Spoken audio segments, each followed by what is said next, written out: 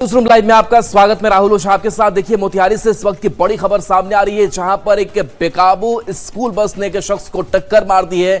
बताया जा रहा है कि ये शख्स की मौत हो गई है, जिसके बाद सब लोगों का हंगामा देखने को मिला है। तो आप समझ सकते हैं कि स्कूल बस जिसने टक्कर मारी, ये तस्वीर आप देखिए, जहां पर इस हंगामे के बाद से जो पुलिसकर्मी है वो भी वहां पर मौजूद है। लोगों को भी समझाया जा रहा है, लेकिन लोग मानने को तैयार नहीं है। बता दें कि गंभीर रूप से पहले शख्स घायल हुआ और इलाज के लिए अस्पताल ले जाते वक्त रास्ते में उसकी मौत हो गई, जिसके बाद लोगों का गुस्सा फूट पड़ा। सड़क पर जमकर बवाल किया गया है और रास्ते को पूरी तरह से जाम कर दिया गया है। छात्रों ने उपराष्ट्रपति की सुरक्षा को लेकर की गई बैरिकेडिंग को भी तोड़ दिया है। घटना के बाद मौके पर पहुंचे पुलिसकर्मियों के साथ भी लोगों ने जमकर नोकझोंक की है, जिससे काफी देर तक अफरा तफरी की स्थिति बनी रही। अवनीश हमारे साथ न्यूज़ 18 संवाददाता फोन लाइन पर है। अवनीश, बेकाबू स्कूल बस ने टक्कर मारी है, क्या उस स्कूल बस में बच्चे भी सवार थे या क्या स्थिति बनी, क्या पूरी घटनाक्रम अभी हालात क्या?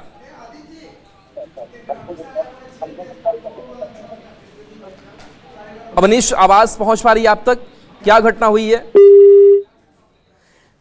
तो ये तस्वीर हम आपको दिखा रहे हैं। अवनीश से फिर से जुड़ने की कोशिश करेंगे। ये तस्वीर देखिए, जहां पर जो लोग हैं वो हंगामा करते हुए इस मौत के बाद से दिखाई दे रहे हैं। और ये वही एम्बुलेंस है जिस एम्बुलेंस के जरिए उसे अस्पताल ले जाया जा रहा था, लेकिन बीच में ही शख्स ने दम तोड़ दिया, जिसके बाद से लोगों का गुस्सा फूट पड़ा है। और देखिए, सड़क पर ही शव रख करके हंगामा कर रहे हैं, जाम कर रखा है रास्ते को।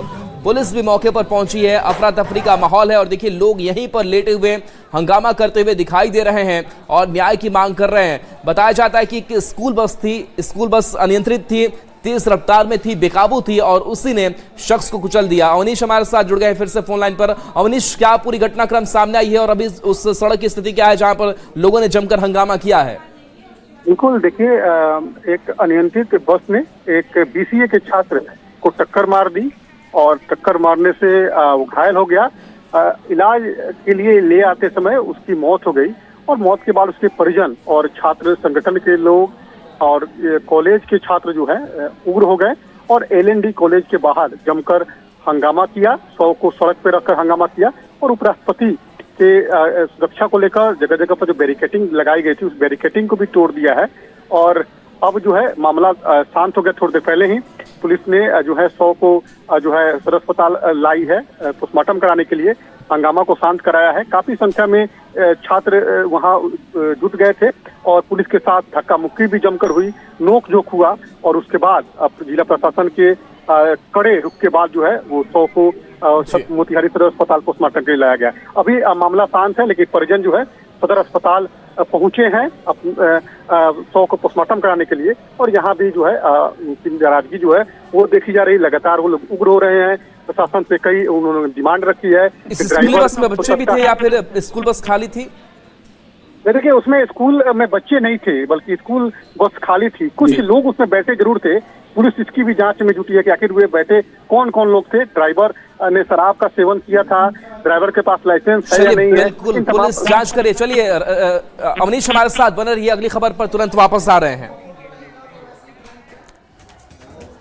और देखिए, मोतिहारी शराब कांड की बात करें तो लगातार मृतकों की संख्या यहां पर बढ़ती जा रही है, यानी कि अभी आंकड़ा जो है वो 7 पहुंच गया है। जहरीली शराब कांड से 7वीं मौत की खबर सामने आ रही है। बड़ी खबर, लड्डू शाह की भी मौत हो गई है, जिनका इलाज अस्पताल में कराया जा रहा था। मृतक लड्डू बाल गंगा मुसहरी टोला का निवासी था। निजी नर्सिंग होम में इसका इलाज चल रहा था। शराब कांड में अब तक 7 लोगों की मौत हो चुकी है। अवनीश हमारे साथ फोन लाइन पर। अवनीश, मौत का सिलसिला आखिर कब थमेगा? 7वीं मौत भी, क्या अपडेट? बिल्कुल, देखिए, 7वीं मौत जो है वो जहरीली शराब कांड में हुई है और लड्डू शाह जो है वो के नाम के व्यक्ति की मौत हुई है। और लड्डू शाह को पहले दिन ही जब ये मामला आया था, उसी दिन उनकी तबीयत जब खराब हुई थी तो निजी नर्सिंग होम में उनको भर्ती कराया गया था, लेकिन उनकी हालत में जरा सुधार नहीं हुआ और 3 गिलास उन्होंने उस जहरीली स्प्रिट जो थी उसको उन्होंने पिया था और उसके बाद उनकी तबीयत खराब हुई थी और निजी नर्सिंग होम में उनका इलाज चल रहा था। थोड़ी देर पहले ही उनकी मौत की सूचना मिली है। परिवार के लोगों का रो रो का बुरा हाल है, लेकिन ये मौत का सिलसिला जो है अभी जो उम्मीद जताई जा रही है कि अभी 1-2 और लोगों की हालत नाजुक है। तो ऐसी स्थिति में सिलसिला कब तक रुकेगा ये तो कहना जल्दीबाजी होगा, लेकिन ये 7वीं मौत होना ये बड़ा जो है दर्दनाक है कि जहरीली शराब कांड मामले में 7 लोगों की अब तक मौत हो चुकी है। कई लोग अभी भी जो है बीमार हैं, जिनका इलाज निजी नर्सिंग होम में भी चल रहा है, सदर अस्पताल में भी चल रहा है। कई ऐसे लोग हैं जो अभी भी छुप के रह रहे हैं, वो अपने इसकी जानकारी जिला प्रशासन को नहीं बता रहे हैं, अपने परिवार के लोगों को खुले रूप से नहीं बता रहे हैं। तो वैसे लोगों की भी परेशानी जो है वो आने वाले समय बढ़ने वाली है। कहीं अगर वो नहीं बता पाए तो उनकी भी हालत और खराब होती दिख रही है। लेकिन अभी की जो अपडेट है, 7 लोगों की मौत जो है वो हो चुकी है। आज लड्डू शाह की थोड़ी देर पहले ही जो है वो मौत हुई।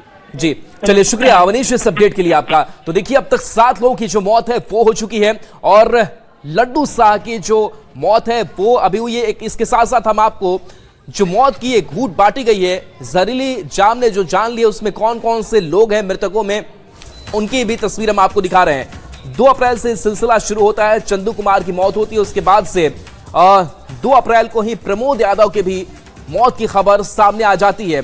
तारीख आगे बढ़ती है, मृतकों का आंकड़ा जो है वो बढ़ता चला जाता है और 3 अप्रैल को परीक्षण माझी की भी इलाज के दौरान मौत हो जाती है और 3 अप्रैल को ही संपत शाह की भी सांसें थम जाती है इस जहरीली घूंट के बाद। और 3 अप्रैल को एक और मौत होती है, हीरालाल महतो के तौर पर उनकी पहचान की जाती है। 4 अप्रैल की जब तारीख आती है तो लाल किशोर यादव की मौत होती है और आज एक और लड्डू शाह की मौत की दर्दनाक खबर सामने आ गई है।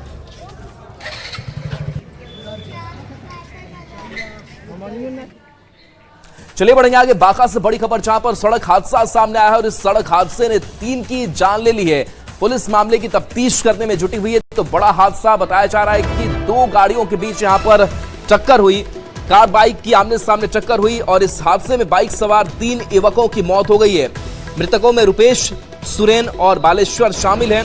कार सवार 4 लोग गंभीर रूप से घायल हैं। सभी घायलों को भागलपुर रेफर किया गया है। सुल्तानगंज से देवघर ये कार सवार जा रहे थे। खबर है कि हादसे के बाद परिजनों में कोहराम मचा हुआ है। जिलेबिया मोड़ थाना क्षेत्र की घटना बताई जा रही है।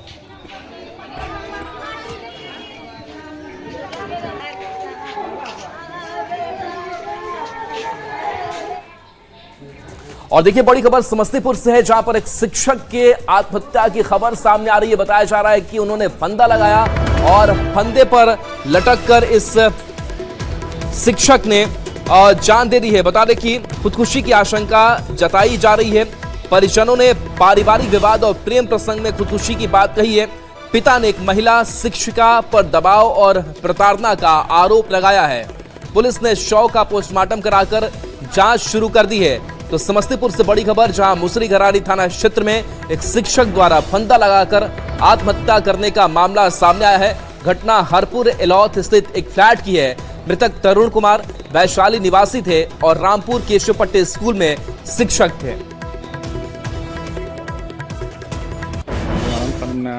प्रशासन आया और उसके बाद हम लोग यहाँ भी पोस्टमार्टम रूम में हैं और विशेष जो जानकारी है आपको हमारी बहू दे सकती है। क्या करते थे आपके? वो शिक्षक थे, बहू भी शिक्षिका थी। हाँ, कुछ था उन लोग का, किसी एक तीसरी जो पहले पढ़ाते थे जिस स्कूल में, वहाँ की एक शिक्षिका इनके पीछे पड़ी हुई थी, इनको छोड़ नहीं रही थी। इसी कारण वो मेंटली प्रेशर में रहते थे। उसी कारण प्रेशर में ये घटना। हाँ। और देखिए, बड़ी खबर किशनगंज से है जहां पर एसडीपीओ के घर और अलग अलग लोकेशन पर हुई छापेमारी के बाद कई जो नए ट्विस्ट है वो सामने आ रहे हैं। अब खबर ये सामने आ रही है कि एसडीपीओ साहब की जो नौकरानी है वो भी करोड़पति है और उस नौकरानी की भी तस्वीर हम आपको दिखा रहे हैं। बता दें कि एसडीपीओ गौतम कुमार के घर और दफ्तर सहित 6 ठिकाने पर आर्थिक अपराध इकाई की छापेमारी में हर दिन नए खुलासे हो रहे हैं। अब सूत्रों के हवाले से बेहद चौंकाने वाली खबर सामने आ रही है। एसडीपीओ के गौतम कुमार के सरकारी आवास में काम करने वाली नौकरानी पारो भी करोड़पति निकली है। दावा किया जा रहा है कि बंगाल के उत्तरी दिनाजपुर इलाके की रहने वाली पारो का वहां करोड़ों का मकान है और तो और लग्जरी गाड़ी से वो एसडीपीओ के यहां काम करने आती थी। उसके पास से एक बुलेट भी मिला है। सोशल मीडिया पर करोड़पति नौकरानी के कई रील्स भी हैं। बताया जा रहा है कि उसकी ऐशो आराम की जिंदगी की ये तस्वीरें हैं। बताया जाता है कि मामला खुलने के बाद अब उसने अपना इंस्टाग्राम अकाउंट को लॉक कर दिया है और फरार हो गई है। आशीष सिन्हा हमारे साथ न्यूज़ 18 संवाददाता फोन लाइन पर है। आशीष, हम ऐशो आराम वाली इस नौकरानी की भी तस्वीर देख पा रहे हैं जो करोड़पति निकली है। खुलासे लगातार हो रहे हैं, क्या कार्रवाई अब तक? जी देखिए, जब से ईओयू की कार्रवाई हुई है, आर्थिक अपराध इकाई द्वारा रोज नए नए खुलासे हो रहे हैं। अब जो सूत्रों से मिली जानकारी के मुताबिक उनके पास जो उनके रेसिडेंस सरकारी आवास पे जो काम करती थी नौकरानी, उसके भी करोड़ों के जायदाद की जानकारी मिल रही है। उसका मलद्वार है, जो जिला से सटा हुआ पश्चिम बंगाल का इलाका है, मलद्वार के पास उनके करोड़ों की घर बना दी है उन्होंने। और एक से एक उनका आप इंस्टाग्राम पर भी देख सकते हैं, जो लग्जरी गाड़ी और पैसे के साथ फोटोग्राफ है, कई सारी चीज सामने आ रहे हैं, जिससे शहर में भी कई तरह की चर्चा का बाजार गर्म है। लोग कह रहे हैं कि उनके पास भी यदि इतना पैसा आ गया है तो करप्शन किस स्तर पर किया गया है समझा जा सकता है। जी आशीष, शुक्रिया इस अपडेट के लिए आपका।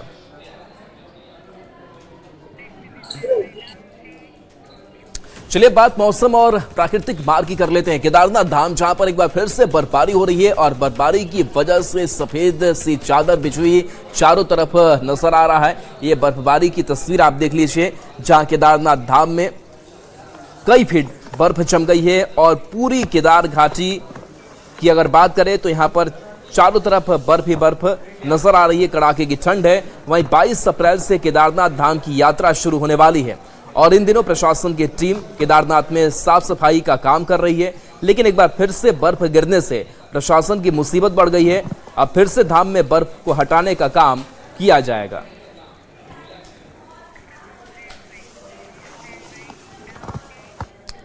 अब देखिए, जम्मू कश्मीर के पुंछ की बात कर लेते हैं, जहां पर लैंडस्लाइड की घटना सामने आई है। भूस्खलन हुआ है और यहां भी भूस्खलन ने भारी तबाही मचाई है। ये तस्वीर आप देखिए, जम्मू नेशनल हाईवे पर अचानक से पहाड़ के बड़े बड़े पत्थर गिरने लगे। गनीमत ये रही कि इस हादसे में किसी तरह का कोई जानी नुकसान नहीं हुआ है। भूस्खलन से पहले ही सभी गाड़ियों को पीछे ही रोक लिया गया है। तो ये ऊंची पहाड़ियां और यहां से चट्टान रास्ते पर गिर रहे हैं। हालांकि किसी के जान माल के नुकसान की कोई खबर नहीं है।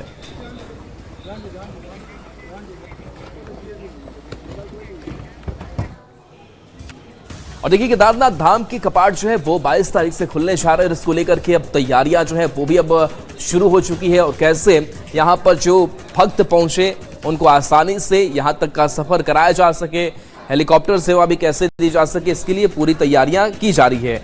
बता दें कि इस बार हेलीकॉप्टर सेवा से बाबा केदार के दर्शन करने वाले श्रद्धालुओं की जेब पर ज्यादा बोझ पड़ने वाला है। यूकेडा ने केदारनाथ हेली सेवा के लिए नई टेंडर प्रक्रिया पूरी कर ली है, जिसके बाद किरायों में बढ़ोतरी की गई है।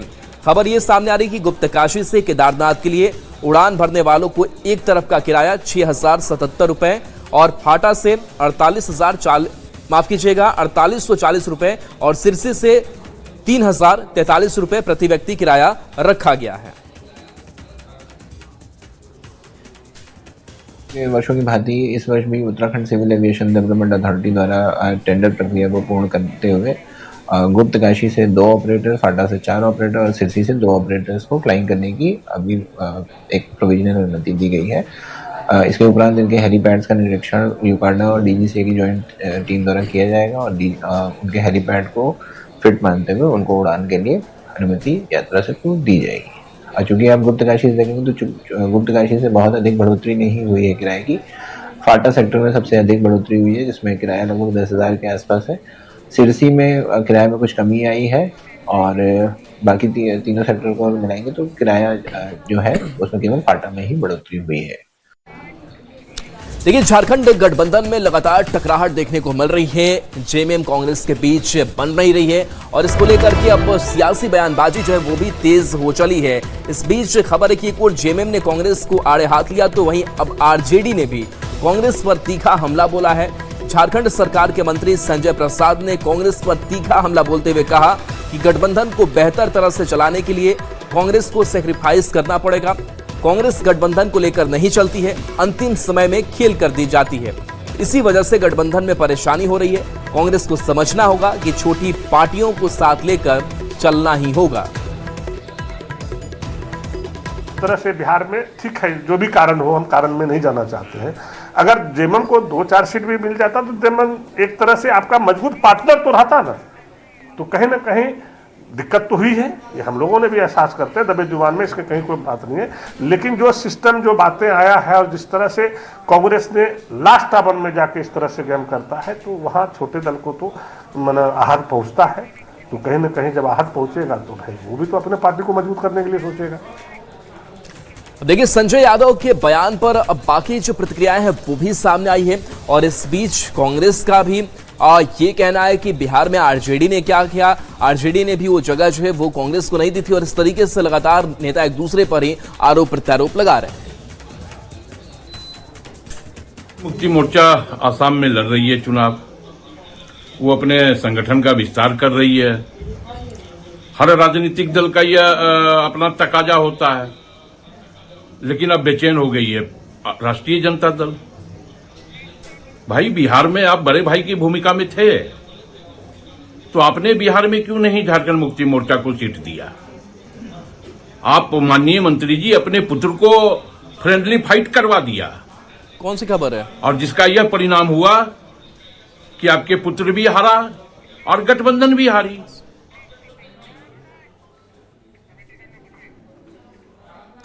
तो देखिए, आप झारखंड की सियासी बयानबाजी को देख रहे थे किस तरीके से जो कांग्रेस और जेएमएम है वो आपस में ही टकरा रही है और इन सब के बीच आरजेडी की तरफ से भी बयान सामने आता है कि कांग्रेस को ये बातें समझनी चाहिए थी। कांग्रेस अब ये नसीहत दे रही है कि हमने भी बिहार में चुनाव लड़ा था, लेकिन आपने उस बड़ी कांग्रेस पार्टी की हैसियत को आपने किस तरीके से रखा था। चलिए, इस बीच एक और बड़ी खबर सामने आ रही है और इस बड़ी खबर का रुख कर लेते हैं।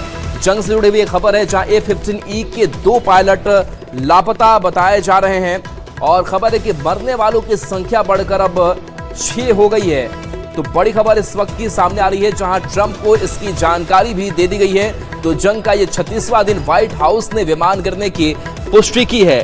तो बड़ी खबर इस वक्त की बता रहे हैं जहां इस जंग को लेकर के खबर की A-15E के 2 पायलट लापता बताए जा रहे हैं। ये तस्वीरें भी हम आपको दिखा रहे हैं उन घटना स्थलों की और इस बीच ईरान ने A-15E को गिराने का दावा किया है। खबर यह भी कि A-15E के पायलट लापता है, जबकि एक पायलट के रेस्क्यू का भी दावा किया जा रहा है। राष्ट्रपति ट्रंप के लड़ाकू जेट A-15E मारा गया है, इसकी खबर दे दी गई है। अमेरिकी न्यूज वेबसाइट एक्सियोस के हवाले से खबर सामने आई है। व्हाइट हाउस प्रवक्ता कैरोलिन लेविट का भी बयान आ चुका है कि इधर व्हाइट हाउस ने ईरान के विमान गिरने की पुष्टि की है। खबर के मुताबिक 494 फाइटर स्क्वाड्रन के अमेरिकी वायुसेना के A-15E स्ट्राइक ईगल के मलबे के पास एक इजेक्शन सीट मिली है जिसे ईरान ने मार गिराया था। पैराशूट की स्थिति को देखकर लगता है कि विमान के क्रू ने कम ऊंचाई पर इजेक्शन किया था। अमेरिकी वायुसेना की कॉम्बैट सर्च एंड रेस्क्यू टीमें फिलहाल जीवित बचे क्रू मेंबर की तलाश कर रही है। माना जा रहा है कि जीवित व्यक्ति विमान का वेपन सिस्टम ऑपरेटर हो सकता है।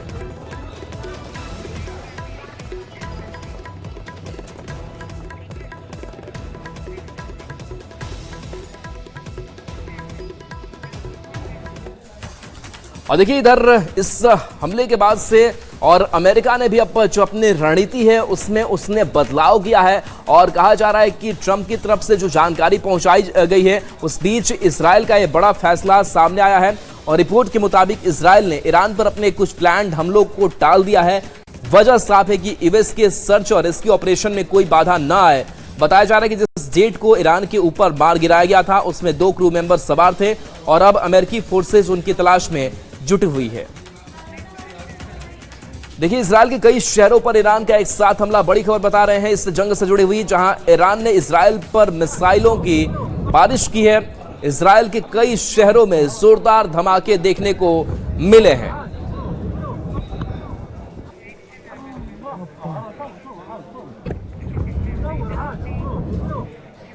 आइए बिहार की खबरों पर वापस लौटते हैं। खबर नालंदा से जहां पर गेहूं की फसल आग लगने से बर्बाद हो गई है। बताया जा रहा है कि सैकड़ों एकड़ में लगी जो फसल है वो यहाँ पर देखिए कैसे आग की चपेट में नजर आ रही है, जिससे करीब 100 बीघा से ज्यादा गेहूं की तैयार फसल जलकर खाक हो गई। बताया जाता है कि यह आज नानंद गांव के पास रखी गई थी। गेहूं की फसल में आग लगी और धीरे धीरे कई गांवों तक ये आग जो है वो फैलती चली गई और किसान अपनी आंखों के सामने ही अपनी फसल को बर्बाद होते हुए, जलते हुए देख रहे थे। तो सिलाव प्रखंड की ये घटना सामने आई है जहां देखिए उस वक्त जब आग लगी थी तो कोशिश ये भी की जा रही थी किस तरीके से इस गेहूं की फसल को बचाई जा सके। लगातार अफरा तफरी का माहौल बना रहा, लेकिन ये फसल लोग बचा ना सके और ये अगलगी की भीषण बड़ी घटना सामने आई है। बताया जाता है करीब 100 बीघा से ज्यादा गेहूं की तैयार फसल जलकर खाक हो गई है। अभिषेक हमारे साथ न्यूज 18 संवाददाता फोन लाइन पर। अभिषेक, आग लगी कैसे और अभी हालात किस तरीके के वहां? जी बता दो कि फिलहाल ये आग लगने के कारण अभी स्पष्ट नहीं हो सका है, लेकिन जो है नानंद गांव में जो खंदा में जो है आग लगी है और हवा जो है काफी तेज गति में है और जिसके कारण जो है आग की जो लपटें हैं लगातार आगे की ओर बढ़ते जा रहा है। खास करके कई गांवों की खंदा में जो है आग की लपटें धीरे धीरे बढ़ते जा रही है, जिसके कारण जो है जो ग्रामीण है वो अपने स्तर से गांव जो आग पर काबू पाने का प्रयास कर रहे हैं। फिलहाल जो है दमकल की गाड़ी जो है घटनास्थल के लिए रवाना हो गई है, लेकिन आग पर काबू नहीं पाया गया। जी चलिए, बिल्कुल, तो ये आग की लपटें तेज बढ़ती जा रही है। शुक्रिया इस अपडेट के लिए आपका। तो देखिए, आग अब तक बुझाई नहीं जा सकी है। बताया जा रहा है कि हवा भी चल रही है और ऐसे में आग की लपटें तेजी से बढ़ रही है। हालांकि दमकल की टीम को भी मौके पर बुलाया गया है, थोड़ा वक्त जरूर लगेगा, देखना होगा, चूंकि इलाका काफी बड़ा है जहां पर ये आग लगी है। कैसे दमकल की टीम इस आग पर काबू पाती है।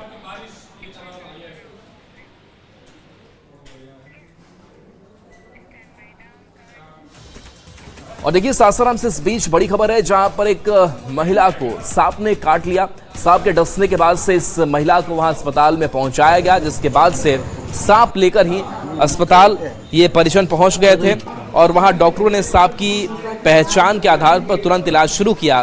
फिलहाल महिला की स्थिति स्थिर बताई जा रही है और स्वास्थ्य में सुधार हो रहा है। घटना को लेकर इलाके में चर्चा भी बनी हुई है। सांप काट दिया है घर में। कैसे कैसे कैसे? वो रास्ते में था, अचानक वो पैर में काट दिया। उसके बाद हम लोग ले आए यहाँ सदर हॉस्पिटल में। अच्छा, सदर हॉस्पिटल में एडमिट है वो? अंडर ट्रीटमेंट है। क्या स्थिति है? अभी नॉर्मल है। सांप भी लाए हैं आप? हाँ, सांप भी लाए हैं।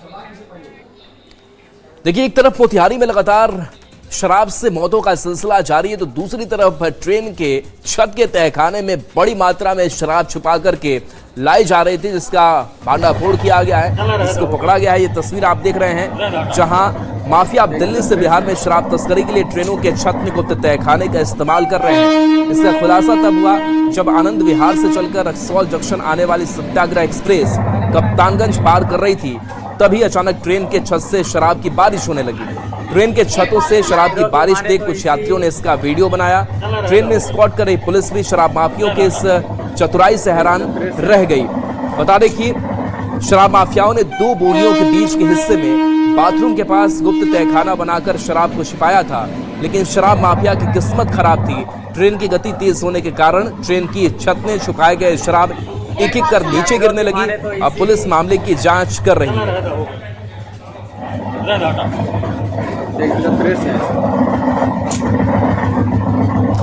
तो ये तस्वीर देखिए जहां किस तरीके से इस ट्रेन में छत के तहखाने में शराब छिपा करके रखी गई थी और जैसे ही ट्रेन की गति तेज हुई ऐसे ही शराब की जो बोतलें हैं वो नीचे गिरने शुरू हो गई, जिसके बाद से यात्रियों ने वीडियो भी बनाया।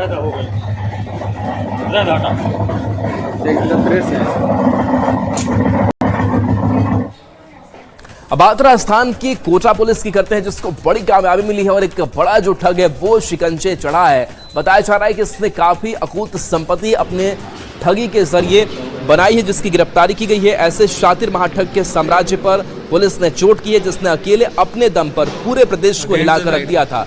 महज 25 साल की उम्र और शिकार बनाए गए 8,500 लोग। बिहार के रहने वाले इस शातिर ठग कुमार सानू ने कोटा में ओएसिस एंटरप्राइजेज के नाम से कंपनी खोली और घर बैठे रोजगार का लालच देकर 85 लोगों की गाड़ी कमाई डकार गया। पुलिस ने अब आरोपी के घर दबिश देकर 10 लाख रुपए की नकदी बरामद की है, जबकि लग्जरी कार और फर्जी दस्तावेज पहले ही जब्त किए जा चुके हैं। राजस्थान ही नहीं बल्कि यूपी, एमपी और छत्तीसगढ़ तक अपनी ठगी का जाल बिछाने वाला आरोपी फिलहाल जेल की सलाखों के पीछे है। हालांकि ठगी के 2 करोड़ रुपए वसूल करना अब भी कोटा पुलिस के लिए किसी बड़ी चुनौती से कम नहीं है।